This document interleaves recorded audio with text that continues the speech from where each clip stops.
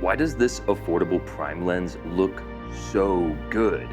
Like, way better than it really should. In fact, what makes a beautiful image at all? Well, of course, your lighting matters, composition matters, but the lens is really the eye in which your camera interprets the world. And over the last year, this lens kept giving me images that felt really expensive. And at first, I didn't really understand why. And honestly, I'm not the only one who noticed there's something special going on with this humble little lens. I even had lots of you guys in the comments asking, what lens are you shooting this video on? It looks so good. So let's actually talk about what this lens is, this mysterious, probably blurred out lens that I have in my hand right now. Honestly, I didn't really fully understand why I kept coming back to this lens. I just found myself always attaching it to my camera, whether I was filming in a studio environment or I was out traveling. This lens was always in my bag. And I own the whole set of prime lenses that this comes from, like the 85 and the 50, but again, there was something weird about this one. And this is it, my LUMIX 35mm 1.8 lens. It's a simple, normal prime lens. There's really nothing fancy about it. It's not expensive. It's plastic housed. It's not made of expensive materials. But again, every time I would use this thing, both myself and you all in the comments would be like, geez, that image just looks really good, weirdly good almost. And maybe even expensive, which is ironic because this is not an expensive lens. Although I will say that it is a very light lens, and that's actually why I was drawn to this set of LUMIX primes in the first place, because I do a lot of gimbal work, and being able to switch between all these different kind of roughly the same size, same weight prime lenses was pretty cool. But besides that, there really is nothing else fancy about this lens. There's no custom function buttons. It just has a little AF, MF switch, and that's really it. But yeah, I don't know, without even realizing it, this plain little lens was slowly, or maybe actually quickly, becoming my go-to lens. And that's where I started to kind of hear some interesting rumors.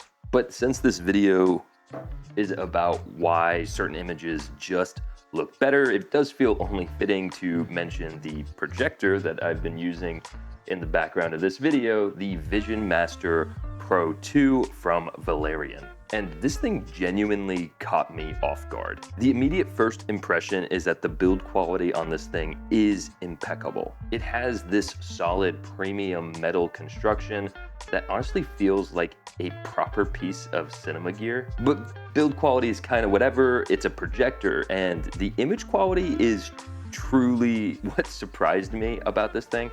I don't think I fully understood how good a home projector could actually look.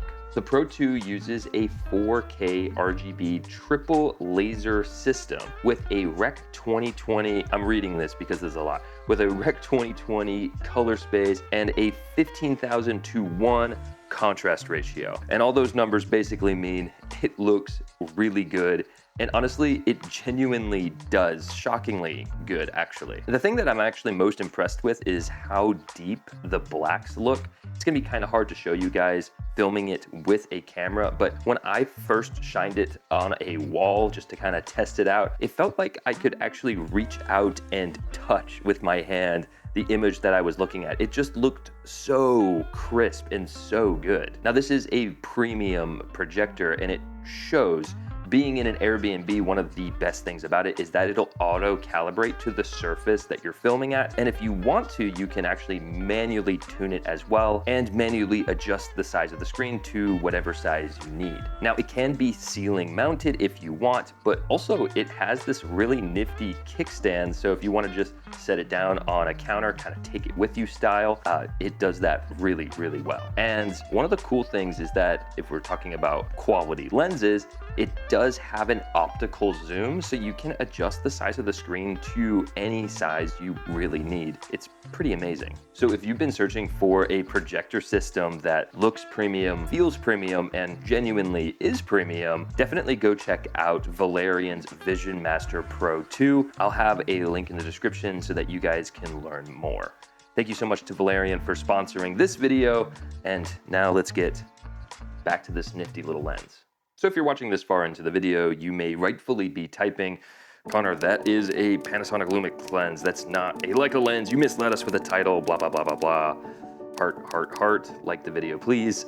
Yes, I understand that, but this is again where those rumors started to float around when it came to specifically this 35mm prime lens. And that rumor basically is that the LUMIX 35 1.8 has rehoused Leica glass inside of it, which is a little bit far-fetched, but it actually might be true. And you don't just have to listen to me. There are a lot of people discussing, or I shouldn't say a lot of people, there's a few people discussing this lens and talking about why does it look just a little extra saucy than it has really any right to be. And again, the consensus is that it is actually rehoused Leica glass. Again, we're in rumor territory, but you got to remember that LUMIX and Leica are both a part of the L-mount alliance. I don't know if you've used any Leica cameras lately, but they kind of just feel like they're using LUMIX internals. So maybe LUMIX has been helping them out with some of the digital internals with their cameras, and then Leica's been helping out LUMIX with just a handful of glass elements for their lenses. And just to kind of extra drive home that they're working together, a lot of our LUMIX cameras nowadays can shoot in a Leica monochrome profile for photography. So again, it doesn't feel entirely unrealistic that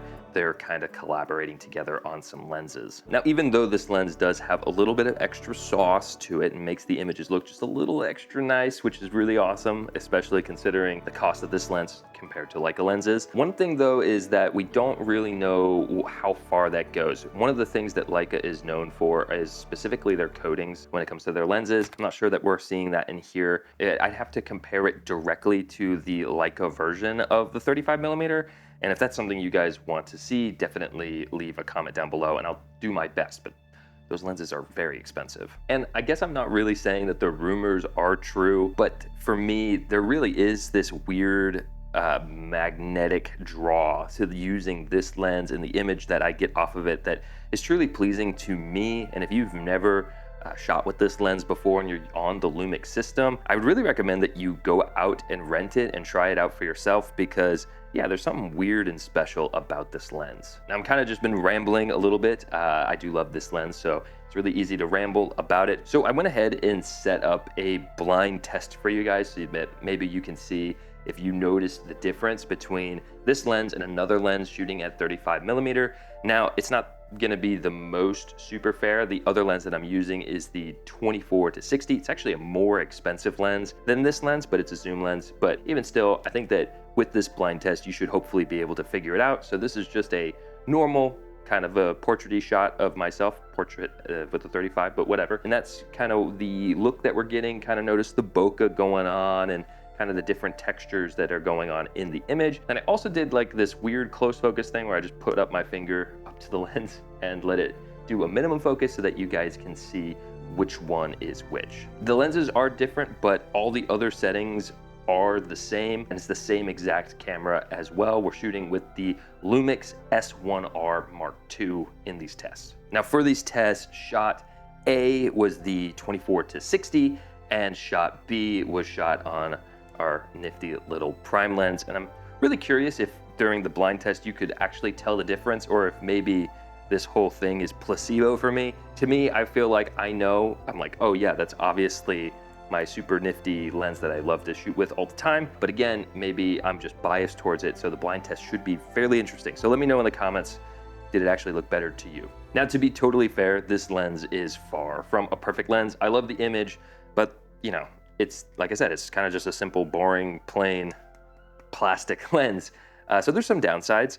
One of the biggest downsides to this lens, although many people would argue, but for me and the kind of work that I do with YouTube, it's not very versatile. It is a prime fixed lens, 35, so I have to zoom with my feet if I want to change my shot. I gotta move my sticks or move myself to be able to compose something different. A zoom lens often makes more sense. I just really, again, find that I adore the image off of this, so it's worth the extra steps that I have to take in order to film with it. Second downside, of course, and we've already talked about it a lot, is the build quality. It's fine, it's just not premium, right? Like, there's nothing bad about it.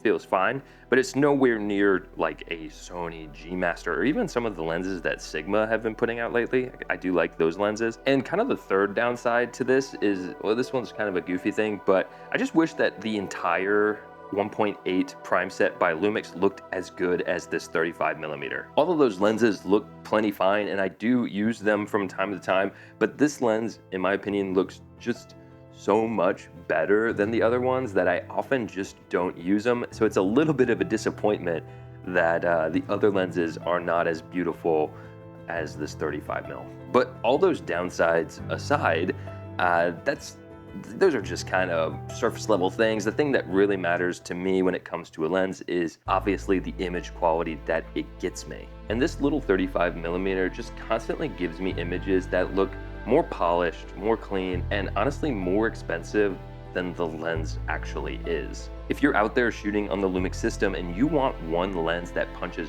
way above its price tag, this is definitely the one I'd recommend. If you all enjoyed this little look into this lens, definitely leave a like on the video. It helps out the channel a lot and I genuinely appreciate it. Also, huge thanks to Valerion for sponsoring this video. That projector is incredible and I will be watching many movies on it, and also probably playing some video games because it has a pretty low latency. I didn't even talk about that. That's pretty cool as well. I hope that you all have a fantastic week. I'll see you in the next one. Take it easy, guys.